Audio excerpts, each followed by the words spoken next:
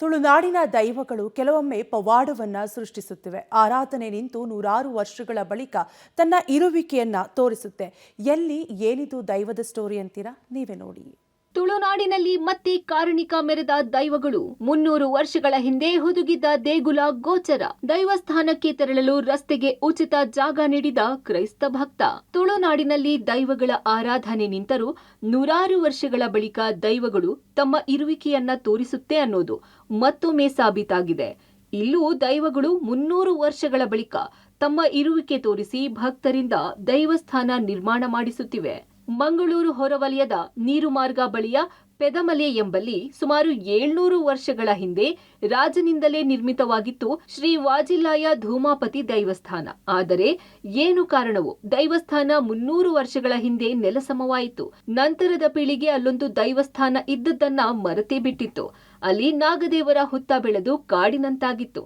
ಆದರೆ ದೈವ ಸಂಕಲ್ಪವೇ ಬೇರೆಯೇ ಇತ್ತು.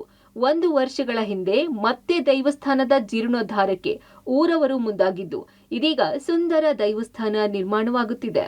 ಮಂಗಳೂರಿನ ನೀರುಮಾರ್ಗ ಸಮೀಪದ ಪೆದಮಲೆ ಅನ್ನುವಂಥ ಪ್ರದೇಶದಲ್ಲಿ ಒಂದು ದೈವಸ್ಥಾನ ಇರುವಂಥದ್ದು ಬೆಳಕಿಗೆ ಬಂದಿದೆ. ನಾವು ಗಮನಿಸ್ಬೋದು. ನಾವು ಅದೇ ಒಂದು ಸ್ಥಳದಲ್ಲಿ ಇರುವಂಥದ್ದು. ಇದು ಈಗ ಜೀರ್ಣೋದ್ಧಾರಗೊಳ್ಳಿಕ್ಕೆ ತಯಾರಾಗ್ತಾ ಇರುವಂಥ ದೇವಸ್ಥಾನ.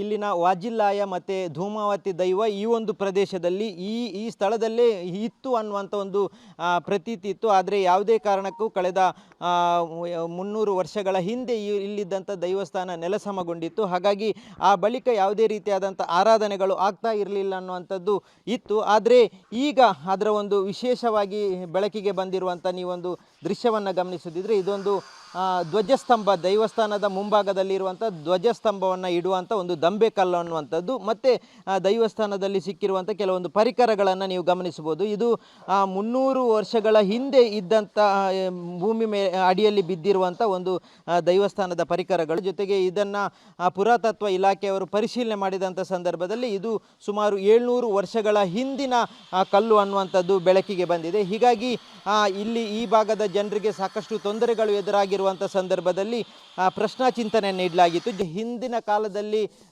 ನೆಲಸಮಾಗಿದ್ದಂಥ ದೈವಸ್ಥಾನವನ್ನು ಮತ್ತೆ ಪುನರುತ್ಥಾನ ಮಾಡುವಂಥ ಕೆಲಸಕ್ಕೆ ಇಲ್ಲಿನ ಜನರು ಸೇರಿ ಮಾಡಿರುವಂಥದ್ದು. ಪೆದಮಲೆ ಊರಲ್ಲಿ ಜನರಿಗೆ ಅನೇಕ ಸಮಸ್ಯೆ ಎದುರಾಗುತ್ತಿತ್ತು. ಇಲ್ಲಿನ ಮನೆಗಳಿಗೆ ನಾಗರ ಹಾವಿನ ಭಯವಿತ್ತು. ಆಸುಪಾಸಿನ ಮನೆಯವರೆಲ್ಲ ಮನೆ ಬಿಟ್ಟು ತೆರಳಿ ಮನೆಗಳೆಲ್ಲ ಪಾಳು ಬಿದ್ದಿತ್ತು. ಊರಿನ ಶ್ರೀ ಉಮಾ ಮಹೇಶ್ವರ ದೇವಸ್ಥಾನ ಜೀರ್ಣೋದ್ಧಾರಕ್ಕೆ ಕಾಲವೇ ಕೂಡಿ ಬರ್ತಾ ಇರಲಿಲ್ಲ. ಇದೀಗ ಈ ಸ್ಥಳದಲ್ಲಿ ನಾಗನ ಸಾನ್ನಿಧ್ಯ ಪೊದೆಯನ್ನು ಬಿಡಿಸಿದಾಗ ದೈವಸ್ಥಾನವಿದ್ದ ಕುರುಹು ಪತ್ತೆಯಾಗಿದೆ. ದೈವಗಳು ಯಾವಾಗಲೂ ನಮ್ಮನ್ನು ಬಿಟ್ಟು ಹೋಗುವುದಿಲ್ಲ. ದೈವದ ಆರಾಧನೆ ನಾವು ಬಿಟ್ಟರೆ ನಮಗೆ ತೊಂದರೆ, ಅದು ಕಟ್ಟಿಟ್ಟ ಬುತ್ತಿ, ಅದು ತೊಂದರೆ ಆಗೇ ಆಗ್ತದೆ. ಅದು ಈ ಪ್ರದೇಶವನ್ನು ನೋಡಿದರೆ ಗೊತ್ತಾಗ್ತದೆ. ಎಲ್ಲ ಮನೆಗಳು ಹತ್ತಿರ ಇದ್ದ ಮನೆಗಳೆಲ್ಲ ಪಾಳು ಬಿದ್ದಿದೆ. ಮತ್ತು ಎಲ್ಲ ಹತ್ತಿರದ ಮನೆಗಳಲ್ಲಿ ನಾಗ ಮನೆ ಮನೆಗೆ ಸಂಚಾರ. ಎಲ್ಲ ಮನೆ ಈ ಸೈಡ್ ಒಂದು ದಿವಸ ಆದರೆ ಇನ್ನೊಂದು ಸೈಡ್ ಇನ್ನೊಂದು ದಿವಸ ಎಲ್ಲ ಮನೆಗಳಿಗೆ ಇದು ಹೋಗ್ತಾ ಇತ್ತು. ಹೆದರಿಕೆಯಲ್ಲೇ ಇದ್ದರು. ಇವಾಗ ಎಲ್ಲ ಈ 1.5 ವರ್ಷ ಆಯ್ತು ಇದರ ಇದು ಕೆಲಸ ಕಾರ್ಯಗಳನ್ನು ಸ್ಟಾರ್ಟ್ ಮಾಡ್ತಾ.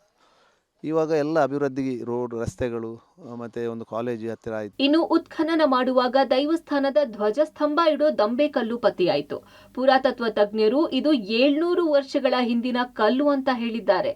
ದೈವಸ್ಥಾನ ನಿರ್ಮಾಣದ 54 ಸೆಂಟ್ಸ್ ಜಾಗ ಬ್ರಾಹ್ಮಣ ಸಮುದಾಯದವರು ಉಚಿತವಾಗಿ ನೀಡಿದ್ದಾರೆ.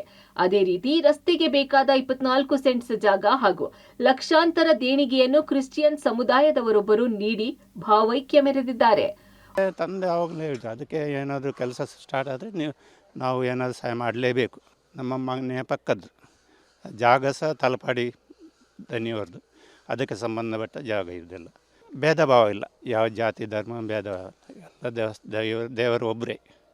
ಅದಕ್ಕೋಸ್ಕರ ನಾನು ಸಹಾಯ ಮಾಡ್ತೇನೆ. 1 ವರ್ಷದ ಹಿಂದೆ ಆರಂಭವಾದ ದೈವಸ್ಥಾನ ನಿರ್ಮಾಣ ಕಾರ್ಯ ಈಗ ಪೂರ್ಣಗೊಳ್ಳುತ್ತಾ ಬಂದಿದೆ. ಫೆಬ್ರವರಿ 18ರಿಂದ 22ರವರೆಗೆ ದೈವಸ್ಥಾನದ ಬ್ರಹ್ಮ ಕಲಶವೂ ನಿಗದಿಯಾಗಿದೆ. ನೂರಾರು ವರ್ಷಗಳ ಹಿಂದೆ ನೆಲಸಮವಾಗಿದ್ದ ದೈವಸ್ಥಾನ ಈ ಕಾಲದಲ್ಲಿ ಮತ್ತೆ ಜೀರ್ಣೋದ್ಧಾರ ಆಗುತ್ತಿರುವುದು ದೈವ ಪವಾಡ ಎಂಬುದೇ ಊರಿನವರ ನಂಬಿಕೆ. Sukhpal Polali, public TV, Mangaluru.